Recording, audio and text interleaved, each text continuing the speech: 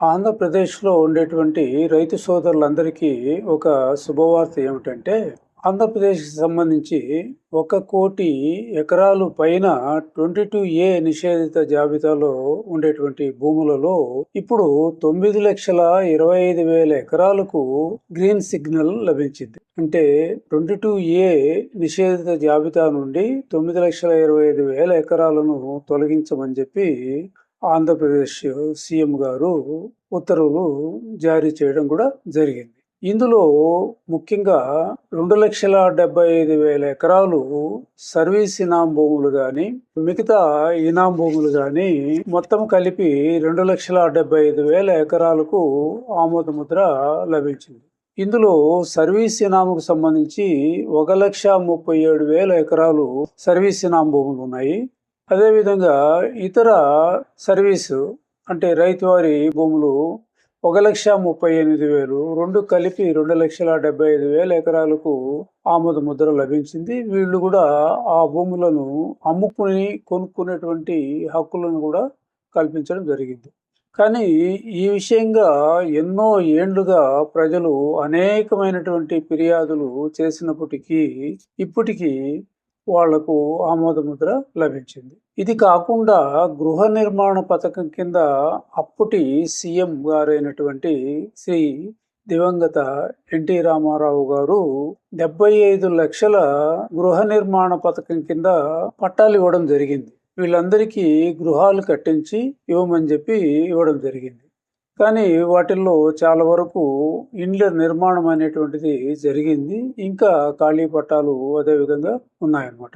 వీటన్నిటికీ కూడా అమ్ముకునేటువంటి హక్కులు కల్పిస్తూ ప్రభుత్వము ఉత్తర్వులు జారీ చేయనుంది. 75 లక్షల మందికి, తర్వాత ఇక 2 లక్షల మందికి, మొత్తం కలిపి 77 లక్షల మందికి ఈ నిషేధిత జాబితా నుండి తొలగించడము జరగడము అందరూ ఆనందించదగినటువంటి విషయం. జగన్ ప్రభుత్వం కాలంలో దగ్గర 13,79,000 ఎకరాలకు ఫ్రీ హోల్డ్ చేయడం జరిగింది.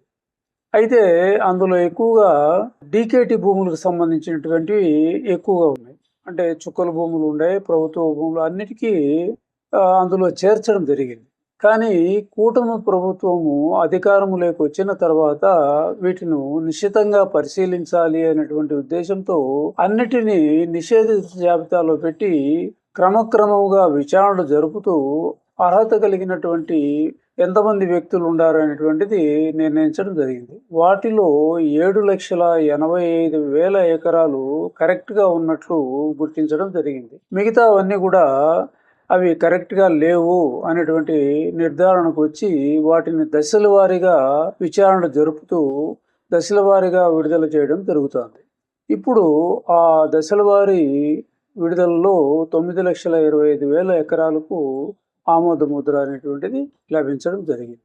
ఈ భూములు అన్నిటికీ కూడా డిజిటల్ లాక్ నుండి వాటిని ఓపెన్ చేయడం కూడా జరుగుతుంది. అంటే ఇక మీదట 22 జాబితాలో ఉండి తొలగించబడి వాటికి క్రయ విక్రయాలు అనేటువంటివి జరుగుతుంది. అదే జగన్ ప్రభుత్వంలో వెబ్లాండ్లో 24,216 ఎకరాలు ఉన్నట్లయితే వీళ్ళు ఏం చేస్తున్నారు, రీసర్వే ప్రకారము 11,749 ఎకరాలు ఎక్సెస్గా ఫ్రీ హోల్డ్ చేసినట్లు ఇందులో తేలిందనమాట. అయితే చట్ట ప్రకారము అర్హత కలిగినటువంటి 22 జాబితా నుండి తొలగించవలసినటువంటి రైతులు అప్పటికే 64,143 ఎకరాలు భూములను కలెక్టర్ ఆమోదం లభించలేదని, ఆయన ఉత్తర్వులు జారీ చేయలేదని ఆ భూములన్నింటినీ కూడా నిషేధ జాబితాలో పెట్టడం జరిగింది.